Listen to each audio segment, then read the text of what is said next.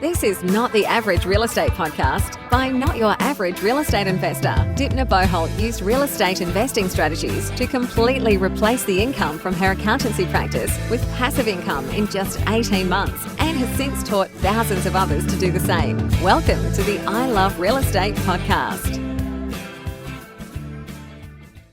Hi there, my name's Dymphna Boholt and I'm the founder of I Love Real Estate.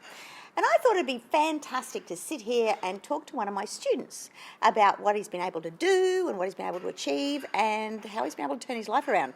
So I have with me, I have Greg. Hey, Greg. How are you today? I'm doing very well. So let's talk about you, shall we? Oh, fantastic. Not my favourite subject, but I'm stuck here now, aren't I? Oh, look, you're a boy from the bush. What can I say? So let's actually talk about that. Let's talk about a little bit about attitude, an Australian attitude in particular, as to how we don't like to talk about money. And in particular, we don't like to talk about our successes. And I believe that country people generally are the worst at it. They're the ones who really don't like to talk about anything. You know, you ask somebody in the bush how things going. Oh, pretty, yeah, the weather, this happened, the whatever. It's pretty generic, isn't it? It is. Yeah, and across the country. Yeah, and it's not also money based either. You know, it's weather. We don't, it's rain. Well, I grew up talking about three things: grass, cows, and the weather. That was the three things that we spoke about. That was, you go anywhere and you can talk to anyone about the grass, the weather. But it's never fabulous, is it? No, it's just okay. Yeah, so it's okay or it's crap. By or yeah. And this is the thing, you know, if you are constantly filling your head with stuff that you're just getting by or it's just okay, then that's the kind of life that you're going to lead. And, you know, it's really a massive mind shift that you have to go through in order to start powering ahead and be proud of it. And yeah, absolutely. And it's something I've had to... I'm still a little bit uncomfortable at times talking about it, absolutely. You know that. That's why I got you here. Exactly. But, you know, one of the other things that I've had to learn as well is that it's okay to talk about, you know, your financials and, you know, and being, you know, and being successful. Yeah. You know, it's not something that even some of my friends don't know what I do still. So, you know, it's something that I'm still not comfortable 100% talking about. Yeah. But you grow up in, especially in that regional environment, you know, that country environment, and some for Metro as well. But, you know, you grow up and money's hard. Yes. You know, it's hard to come by. It's hard to work keep. really hard. Got to work really hard, and that was a bit of my mindset coming in, wasn't it, when I joined real estate? Oh, yes. 9 or 10 years ago, whatever it was now. So so we've been really lucky. I've had some really good changes. Yeah. And you say about 9 years you've been with I Love Real Estate? Yeah, it was. I remember I actually met you at a big event. There was about 6,000 people. Yeah. And I wasn't quite sure about you for a start. Oh, really? You know, well, I couldn't pronounce your name for a start. Nobody can. My husband can't pronounce my name. What are you talking about? That always threw me for a little bit for a start. But, you know, but then when you started talking about this positive cash flow, it really made sense. It made sense because, you know, we had a couple of properties. They weren't big properties, they weren't expensive properties, but they were, you know, just you run of the mill, block of land, buy a house, put on it, and negative the gear. Really. Yeah, that's it. Yeah. And that's where a lot of people start because that's all that's taught out there, unfortunately, other than obviously in I Love Real Estate. And I've come from the bush, and I know that it's, you know, it is such a growth phase that you have to go through to really excel. And it's not just the country. I mean, I'm bagging out the country because we're both from the country. But well, we can do it because we're there. Well, that's right. That's our roots. Whereas, you know, when you can overcome that and you recognise success and you applaud success and you're happy to talk about success, oh my God, things change. And the other thing is that there's the education level also is you know, and that's why I found what you were doing, and still do, obviously, still involved with you guys, is it's really important because the education is something that I didn't have. I left school when I was 15, and I didn't have a formal education. It's nothing. So, and no one that I knew was talking about finance and real estate and all of those things. Yeah. So it was a breath of fresh air to be able to learn and then, you know, to be able to implement as well. That's right. Actually pay for your education. Yeah. So let's go back a little bit. 9 odd years ago, what was your situation? Didn't have any real money. You know, it was. I had some property, but they didn't have a lot of equity in them. Capital growth in those markets is tough, pretty flat. 10 or 15 years down the track, it might have, you know, slowly gone up, but, you know, nothing I could move forward with. Cash flow was very ordinary. You know, farming back then was it still is really tough. So, you know, we got by, but we weren't flush with cash. So yeah, pretty much very limited equity and very limited financials or cash. So how did you end up sitting in a room with me? I took a bit of action, I suppose. It's the one thing that I did grow up with was you just have to knuckle down and take the action and make things happen. And you know, for a lot of things that I might be a little bit deficient in, or I see that I'm not as strong in, one thing I like to think is I take action on what I see. And if I liked it, which I did, you know, we went to that event, and I think there was 6,000 people at that event. It was massive. So we were there, and I just signed up for the boot camp and had a little bit of an ordinary drive home when So your wife wasn't quite on board? She wasn't on board would be a fair statement at the time. That's changed a lot since, but you know, she was out shopping for the day and she thought she'd spent some money. Well, I'd spent more on the education, but the good thing is that it's paid itself back. I couldn't even count how many times now, which is incredibly important. But yeah, we took action on that and went to a boot camp, which was... So, I mean, I do a number of different programs, but my ultimate boot camp and my ultimate training program, coaching program, is the start, because we cover so much from a fundamental perspective. You know, all of the logistics of tax and asset protection and finance strategies and you know, legals and contracts and superannuation and all those fundamentals, but then all of the strategies. You know, and everything from a simple little renovation right through to a complex development or commercial deal. But then after that, it's about the business planning. And I think that's the one thing that really cements all the rest of it, being able to have a plan of attack to be able to move forward and achieve your goals. Yeah, and for me, you know, again, growing up on the farm, and I do relate a lot of that back to there, I was able to see the financials, and I could, you know, I was lucky enough to grow up and be involved in the financial decisions on the farm, but I didn't know the strategies on how to implement that and how it all tied in. Yeah. So one thing that the education was able to provide was the fact that I could then see my financial position and then look at where I was and where I wanted to get to, and move and strategically look at what step do I need to take. That's right. You know, and right up to, you know, the last couple of months with some of the deals we've done is how they're going to improve our cash flow position to offset some of the bigger deals that we're doing with the chunk deals. Yeah. So that's definitely made a big difference. And I guess having all of the professionals around you as well. Well, they were instrumental in being able to get the picture.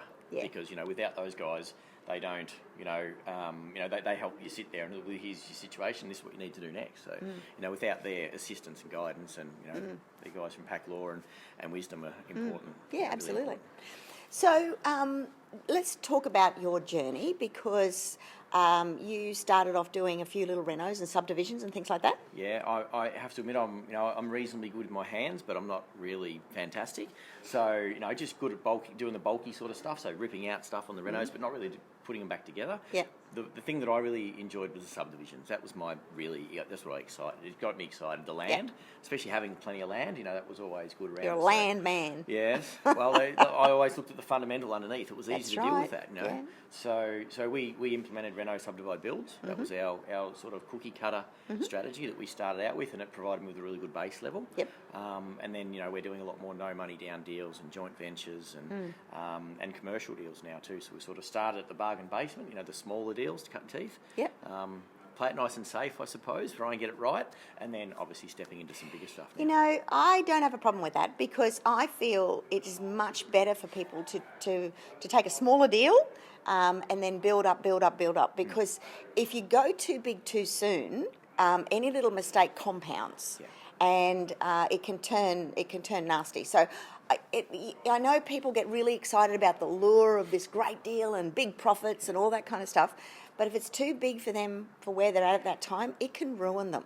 And I would much, much rather see somebody go into something that they can afford, that they can make some money on, that they've got good buffers in place, because security is a big part of it, and learn the strategy and then go to the next one, and actually build up over a number of years and get a really solid base. And the couple that we started out with were really low price points. Yeah. You know, they were $240,000 as a purchase price point. I had $196,000. You know, they're really cheapies. But and people say, well, you know, they weren't big deals, and they weren't. But I was still, you know, out of those two, and the reason I remember both of those is because they were my starters. You know, So what kind of money did you make out of them? One was $90,000 and the other one's $120,000. Look, you can't go broke making money. Fantastic saying that. No, laugh every time I hear you say that. But Well, no, you you're can't. right. You're right. But how I looked at it now, and everyone was getting excited with those big deals. You know, Yeah. you see these hundreds of thousands of dollars, and for me, even then, I could see it, Yeah. but I couldn't quite understand. I couldn't quite compute that I was worth. My mindset wasn't there. Yeah. To be able to say, well, I was worth making that much Yeah. money. I was still in that work hard for money Yeah. mentality. But I could see that if I could do the deal and make my income, which is around that 80 or 90 grand for the year. Yeah. Mind you, I was doing 100 hours a week for that income. And how long did the on little dairy Reno farm. subdivision cost you? Well, In time? In time, they were Victorian deals. Those two first ones, they were 12 months. Yeah. But But you didn't work on them for 12 No, months. but that's right. I probably put in maybe 20 or 30 hours worth of. So genuine 20 or 30 hours worth of genuine time to work make time over that 12 90 months. to 120 grand is pretty. That's right. Pretty good. Yeah, well, that's why my mindset was working at the time. Yeah. That I could justify that was okay. Yeah. I was still in that mindset, that hard work. So what made the difference there to getting out of I've got to work hard and this is where I'm at and this is what I'm worthy of to doing a deal like I know you're in at the moment, which earns you $130,000 worth of passive income And per annum. per annum every year. And I don't have to do much for that either. So yeah, I'm pretty happy with that. No, look, I suppose it was unintended consequence of the I Love Real Estate event. Yeah. 'Cause we came to that- I was intending it. Well, yeah, You well, might have been unintended, but I was definitely intending. Absolutely, yes. I couldn't get away, could I? But it was really. How do we explain it? When I went to the boot camp, you're there for property. You think it's just all about the property, and it's just about we're going to learn about strategies and finance and all you that do. stuff, which you do. Yeah. Of course you do. Yeah. Otherwise, we wouldn't be sitting here talking, would we? But then we signed up for Platinum, so we went to that 3-day boot camp.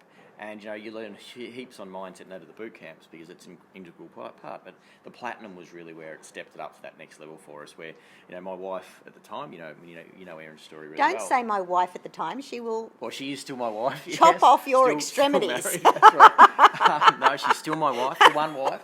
Yes. I can't afford to get divorced. Although we're structured okay, but I think they see through that. No, so they see through all that stuff. But still my wife. But she was my wife back then too. You are blushing. I've dug a big You hole. realise? I've dug a big hole. I I'm know, trying to get out and of it's it at the making it moment, bigger. But she had depression at the time, which we didn't realise. Yeah, having children. which was pretty tough, and As postnatal depression? no, it wasn't. No, it was actually preceding that as okay. well. So we actually backtracked it through, and it was actually prior to our wedding. And it was all the way through there, through the kids. So, and you met us when we had the young guy. He's 8 or whatever he is now. So, Yeah. That was an unintended consequence. But that was where my mindset changed. Where I go, okay, it is okay to make money. I don't have to work hard for money. I don't have to. My hands don't have to be grubby and filthy and full of calluses to Yeah. work. I don't have to get up at 4:15 every morning. Because you were in the dairy industry, weren't you? Yeah, yeah. So 4:15, 4 o'clock, 4:15 every morning. Sitting on the motorbike, it was just. And in Victoria, sometimes it's freezing cold and raining. It's a bit fresh. Yes, definitely. So that was. But the one thing that carried me through was the vision. So when I talked about taking action, it was about simply taking action on it. So I didn't know where it was going to take me. I didn't know what, but I liked the sound of it. And I knew that there was an option there for me to go forward. Was there a point in time where there was a switch and you just flicked that switch and that was it? Or did it just kind of slowly Just creep slowly in? built up a little bit. Where I really realised, I think when it really triggered me was when I started putting the no money down, because I love the negotiation. I love people. I love dealing with people, and when I actually was able to do some of the JV deals with no money, because it's okay to do it with your own money, and that's great to do it with your own money. But when I could actually, that was probably the best example of the light bulb going off, because I could actually sit there and go, I can actually do this. Yeah. Because I could qualify to me and others, obviously the JV partners and the vendors, where I was able to then go from having money to purchase a property, which hypothetically anyone can do. Yeah, and you're limited by whatever money you've got. Yeah, but to getting to the real point where I could actually go and do a deal with none of our own money. Yeah. Talking to the vendor, and that deal that you spoke about with the 130 is a no money down deal. Yeah. We put less than 10 grand in of our own money. Yeah. So that was a real. So when we do those and continuing those, that's where. That Made was probably that the big best. difference. Yeah, it sort of crept up, but that was where I had the real definite. Okay, I can actually do this. Yeah. And the proof's in the pudding. You know, at some point you've got to give it a crack. You can learn, but at some point you've got to put that learning into practice, which you did. And, you know, you get a few successes behind you. It's certainly a game changer from a confidence perspective. It is. And, you know, the other thing was knocking on doors. I know people go, oh, don't do that. Hey, I don't see that. I love it. Yeah. No, I love it because it was a comfort zone thing for me. So I just went, okay, that's probably one of the most uncomfortable things that I'm going to have to do is knock on someone's door. And it led to a deal that we did. So that was, again, you know, another trigger that, okay, yes, I am good enough to get this done. I can make money and be, you know, not getting up at quarter past 4. So, I mean, part of the training that we do, you know, can often lead you off into other directions, and if you want to specialise in this or specialise in that, and that's okay.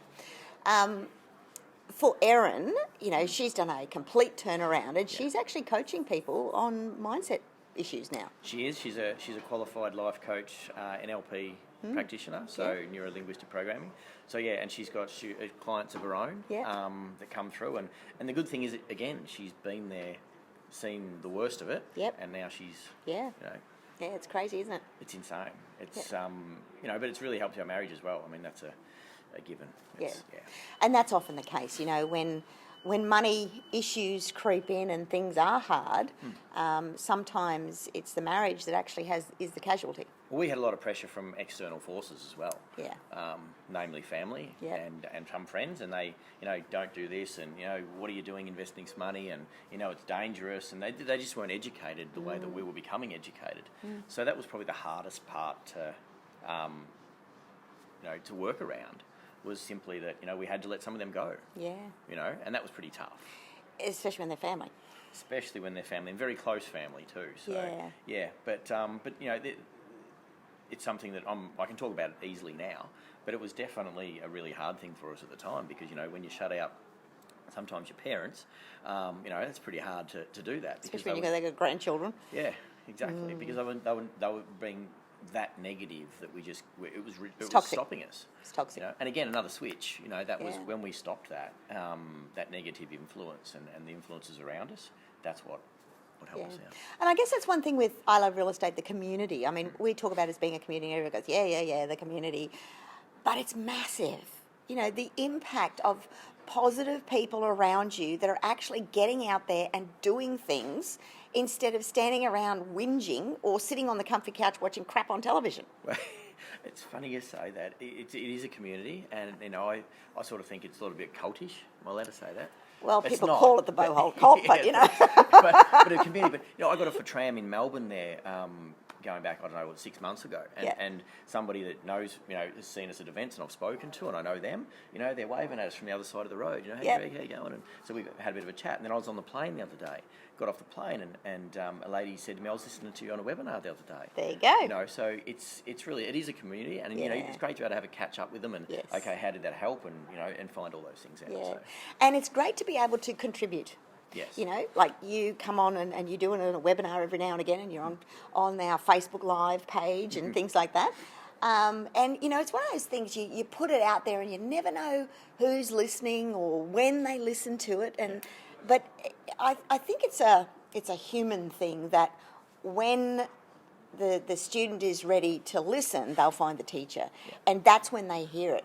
But even little things like, you know, I've had students that sometimes, you know, they come back to multiple boot camps. I mean, how many boot camps would you have been to?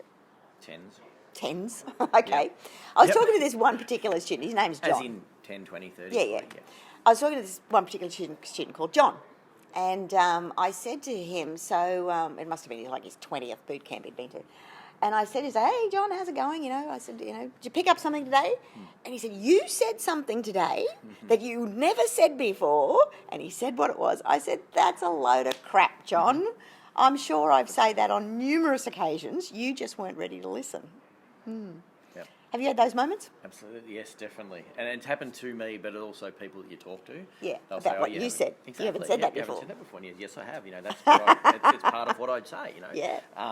So yeah, I've had those moments with you, because you'll be sitting there and it'll be 2 years down the track. Yeah. And I know, especially when I started, and you go to an event and you'd be certain part way through, and yeah, because you'd progressed yourself, and your normal's now, you know, your normal starts here, and then your new normal's up here. Yeah. You hear something new that's relevant to you at the time. Yes. So it big definitely difference. definitely does open up opportunity. So, sky's the limit. What do you see yourself doing in, say, 5 years' time? I actually enjoy what I'm doing. Good. I enjoy. I'm very part of the pleased community. about that. Yeah, that's good, He's thanks. part of ILRE Real Estate. I'm allowed to say I wasn't dragged kicking and screaming. No, I really do enjoy. I the saw part- more potential in you than you saw in you. Yeah, absolutely, and I appreciate that. There was a point. You gave us a call one day, and that. Well, there was also, you talk about that light switch, that Yep. flick. That was probably one of them where I got that phone call, and you asked a couple of things, and that was probably one of the ones where okay, I'm actually doing things well. So that was definitely one of them. But I really do enjoy what I'm doing and giving back. Talking to the students and anything, if I can help them from what I've done. Yep. We've still got lots of growing to do. I mean, I like to think Everybody has. I like to think that you're learning as long as you're standing on 2 feet. Yeah, if you're not growing, you're dying. Exactly. Yeah, which one do you want? So, yeah, exactly. Well, I know which one I prefer at the moment. So, but it's definitely. I definitely enjoy giving back. That's Yeah. one thing I really do enjoy doing and growing our portfolio. I get time with the kids now. That was one of my. That must be a things. big difference for you. Yeah, it was, and that was, when I spoke earlier about getting out of farming, and Yep. as much as I love the farming, and I still do like that environment. You can't sort of take the kid out of the bush, but you can't take the bush out of the Yeah, I feel like that, but I don't want the hard work that goes with it. Well, I'm not either. I haven't touched a cow for 4 or 5 years. I know, a lot longer. So it's a lot of fun. But, Or a horse. being able to have breakfast with the kids in the morning, drop them off at school. I'm the school council president now. I've got the time to do that. Yeah. I pick them up from school if I need to. Time on the weekends or whatever. So that was my main driver to do what we do. Yeah, it's those simple things that make the big difference. They're the things that the quality of life issues that make such a big difference to your confidence, to your well-being. The balance in your life. All of those things are massive, and I think they're understated a lot. Yeah. I say to people, what do you want and why do you want it? And they'll go, oh, I want this and I want that and I want to live here and go to Tuscany and whatever. But in reality, quite often it's just spending time with the kids. Yeah. It's having the choices for me. Choices. It's the choices. Yep. Because, the money's, people say, oh, it's the money, and it's not, I don't care about the money. I don't want that to sound... But you probably did when you first started. I thought I did. Yes. I thought it was the money and being able to retire and not have to work. But the reality is, I've got can't to be busy. retire. No, but that's what you think, isn't it? Yeah. How many students do you talk to? And, Yeah, and I I just was want one to of retire. those. Yeah. I just want to retire. I just want to stop work. Yeah. And the reality And is how you're not old gonna were you? stop work. 30-something? 31 or 30, I think it was, yeah. Yeah. So, You can't do that at that age. No. So, we've got plenty going on, and I'm probably busier than ever, really. But I still get the time to do what I want, when I want, with the kids and Erin. And how do you think it's affected the children? Like, what are the ages of your kids? 8, 7, and coming up 4. 8, 7, and 4. Have you got 4 kids? No, 3. 3 kids. I 3 think you had boys. 4. Yeah. I know. You look at the picture of these boys. Oh my God, they look like trouble. Didn't come from me. They got these little faces. Oh, you're a little terror, you are. Gorgeous, but oh my God. It's nice to know what you think of your kids. I'll show them this when I'll make sure I get a recording to show them. Dymphna thinks they're terrorists. It's not. I don't mean it that way. They've just got that little faces like, ooh, what mischief can I get into? What impact do you think it's had on them, Massive. you taking this course of action? Without any doubt, it's massive. I think of how I grown up, and you know a bit more about my story, and we might talk about it more one day. I don't know how much time we've got and that sort of thing, but I grew up of it being not quite good enough, and that was an unintended consequence again of how I grew up, and then generations of influence coming down the line. That's all that programming to programming, yes. undo. Yeah. So we had to undo all that. I know I've heard you tell the story before, but just talk about the cricket for a minute. Yeah, okay. Yeah. Well, look, the cricket's, hopefully everyone understands cricket out there. I love me cricket. It's boring. That's why they invented T20. Not everyone has to watch 5 days of Test cricket. Look, my parents loved cricket, and I had much older parents, and they were like, 50s and 60s when I was growing up as a littlie. And all they used to do was sit around and watch bloody cricket at that time, which they were retired, you know, that's what they were doing. It was like, for me, it was like, oh, the cricket. I could understand it'd be like pulling teeth for some people, but I enjoy it. So, no, but look, I do know the rules. Yeah, it was, look, the story that you're talking about is, you know, and I wasn't the most talented cricketer, but I was, you know, You were up there. Reasonable. And, yeah, we'd played a couple of grand finals, and Dad very rarely got to watch any of our sport, and that's nothing against him. It was just the environment we're in. There was farming, and exactly why I've turned things around. But he came to one particular grand final, the first grand final that he'd ever come to watch, and our side was in a fair bit of strife. We were 3 for 12, which is, you know, Not pretty good. ordinary, not good. Not in the grand final, we're not No. batting first. No. And I came in to bat, and I got 50 to 60 runs that day, you know, pulled on a partnership of over 100 with the other guy, got ourselves out of trouble, Yep. and won the grand final. Okay. I just remember walking off the ground after making that 50 or Feeling 60, good. whatever it was, feeling pretty good because, Yep. you know, our top three batsmen, arguably the best in the side, was batting at 5, hadn't performed, you know, and that's what teams do. You band together. But yeah, and I walk off the ground, and it was all good. Everyone's really happy, and we got ourselves in a really good position. And then Dad just said to me, "Pity he didn't make 100." You know, so that sort of stings a little bit. I look back at it now. You know, at the time you sort of brush it off, you get yourself up, and you're really disappointed. But you know, you're like, oh, you just got to keep going on. Yeah. But then the next year, and I was really lucky. We played a number of grand finals in a row. Next year we were 3 for 14. It was like deja Still vu. not good. Deja vu all over again. And I remember getting 78 or 79. Yeah. Same thing. He, you know, came off and he said, great job, but you know, you could have got 100. And it just kept compounding. You know, that not quite good enough, not quite being good enough, and that's really affected a lot of what I've done over the last. Well, what am I? 39. So, 39 years. So what got you out of that to know that you are good enough and you do deserve, and you don't have to work your butt off to earn really good money, and it can work smarter and all of those other things. It's definitely environment. Yeah. So putting yourself in that environment, that's the one thing that I did know that I needed to be involved with. You know, even so signing up for the Bootcamp, you know, coming along that, I knew I had to put that environment where people that were doing what I wanted to do was in. And then when the opportunity came up for Platinum, you know, that was just more of a good thing. I just knew that, again, that was more of a good environment. And, you know, being associated with yourself and all the others around I Love Real Estate, you know, every single person you talk to, you can learn from and you know, helps you address that you are good enough and you can achieve what you want. That tall poppy syndrome is not there. I remember, and you're probably going to hate me for saying this, I remember... I'm not sure what you're going to say yet. But one year I invited my Platinum students to come to my farm, you know? Yeah, I remember this Now, one. I call it a farm. It's a hobby farm. It's, you know... It's a running joke we have. You know. Yes, it's not really a farm. It's 54 acres. It's nice, but it's just a house on a big block of land, really. You know, I got a very nice house. And it's all lovely, and gardens and all that kind of stuff.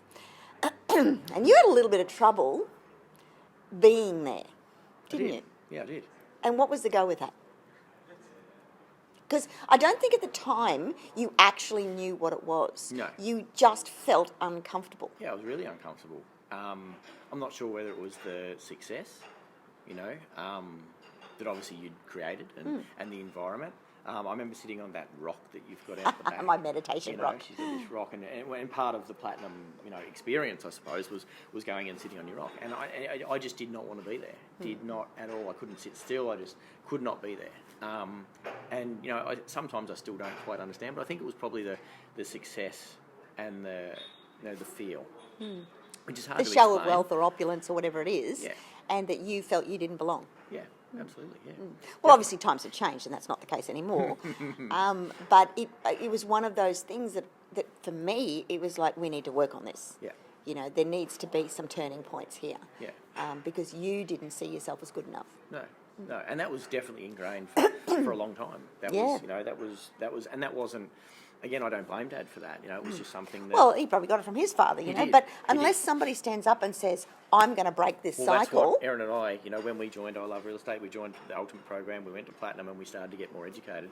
And, you know, Erin's that life coach now. And from my perspective, I've progressed a long way. Yeah. Oh, you have. Yeah, absolutely have. We realised that we had to break that cycle, that if we didn't do it, someone else, you know, our kids were going to... And our kids were at that age at the time, you know. Nate, Very the oldest one's impressionable. 8. You know, they learn everything between 1 and 7, don't Yeah. they? So, or the majority. So we Programming. knew that we had, from a programming perspective, we knew that we had to break that cycle. Yeah. So we only get one go at it. So we've done the best we can. Yeah, that's right. And you've got gorgeous children. Even if they are terrors. They No, just they're look okay. like they're so cheeky. No, they're good. They They're got these good kids. mischievous little faces, but they're absolutely beautiful. They're very well-mannered little boys. They are. I mean, the other benefit, though, that we've actually... I was talking to Erin about this the other day, is that... and I feel like they're missing out on some of the stuff that I grew up in. So the farming, farming stuff, driving, yeah. you know, and the animals on and the all that sort of stuff. tractor But then I'm and- looking at the other way, and, you know, in some of our deals, like Nate sits there now, Nate's 8 now, so and they know how to operate the phones and the computers, but, you know, Nate sits there with the... on the computer with research, so he's starting to you know, understand what I'm doing. Yep. And then, you know, with the other deal we've got, there's a bit of cash that flows through that business. Yep. So they're counting it out, putting it in bundles, and Good. so just the money management stuff I'm starting to. Yep. Yeah. That's starting to filter massive. in. So as much as they're missing out on some of the stuff that I did, Yep. I grew up in, they're also learning the Yeah, other side. that's right. And, you know, you can always go and buy a farm if you want. That might not be happening. I always thought, you know, that was one of our goals. I wanted 100 acres, you know, I wanted to I know. downsize No. down to 100 acres because that was what I classed as a hobby farm Yeah. in the house. But now, I've got plenty of other things to do, and it's not. Yeah. It's actually It's not a priority. no, not at Yeah. all. But you live in a nice place now with, you know, We've got a bit of acreage around you and all that sort of stuff. We live in the bush. We've got a reserve behind us, which gives us plenty of space. You go We're not fishing all the crowded with time? neighbours. Go fishing all the time. Not as much as I'd like. Send me pictures of whales beside your boat. That was actually great photo, that one. But yeah, you know, and so we do get to go fishing now. I get to head out most mornings if I choose to. So Yeah. So, you know, we talk about what creates that, and people think it's wealth. People think it's, you know, having so much money in the bank and things like that, but it's actually cash flow. it is, and we're surprised. You set goals, and you set these pretty lofty goals when you first start out. Yep. But it's surprising when you do have that passive income coming in, and you don't have how much you don't need in a way. Yeah. It sort of sounds a bit of an oxymoron, doesn't it? Yep. But you don't.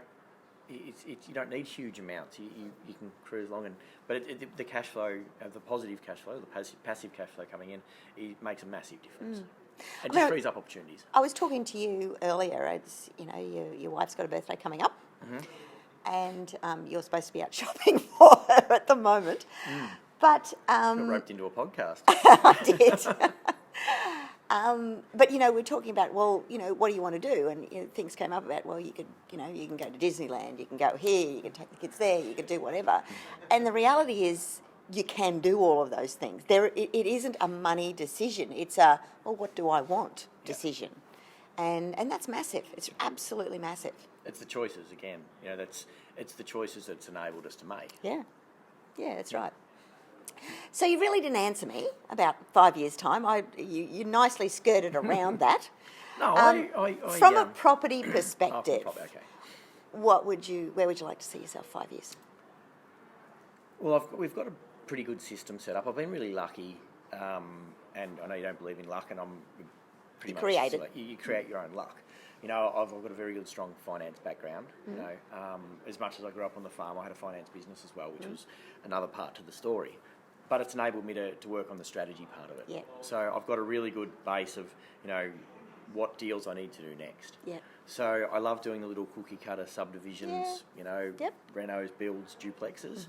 I'm sort of over But the... you're in a bigger subdivision too at the moment. Yeah, definitely. Yeah. So doing more of those larger ones, Yep. but at the same time Just keeping having a those go. smaller ones just ticking along because Yep. they're the good little ones that you can tick over. They're low risk. Yeah. They're low inputs. They can just cruise along. Yep. So we can generate some good income from there. And you know, some of those bigger deals, you know, with the cash flow deals, he's probably acquiring 2 or 3 more of those. I've got 3 kids, so I need one each, so they can be my little cash cows. That's my theory. No better way to teach them than be in it. Yeah, So, that's exactly right. So from that perspective, we're looking at not doing as much because I used to do a lot of the stuff myself when we first started out. We needed to. You don't do that anymore. No, we don't do it anymore. So, so pretty much just managing, growing some of those, the really good positive cash flow stuff, growing a few more of those, probably, like I said, one each boy, and then some more of the chunk deal stuff to offset it, because that's what I'm really big on knowing what your left and right hands are doing, and I talk a lot with my hands. You can see. Got a bit of Italian blood there, have you? No, I don't think I do. It's just one of those things. I like to weigh it up. Your left hand's cash cow and your right hand's chunk deals, and they've got to balance each other up as you go forward. True. Don't they? That's absolutely true. So it's the easiest way I find to explain it to people. So from that perspective, that's for the next 5 years. I'd love to be able to continue that, but ramp it up a bit, but not lose sight of those small ones. So what would you say to somebody just starting out right now? Take action. Do something. It's not always easy. Some of the choices you have to make are really tough. But it's taking action, because, for any of you that are sitting out there, looking and listening and thinking, I could do that, or I should have done that, or I could have done that. There's only one thing, and the farming side of it has just taught me you just keep going.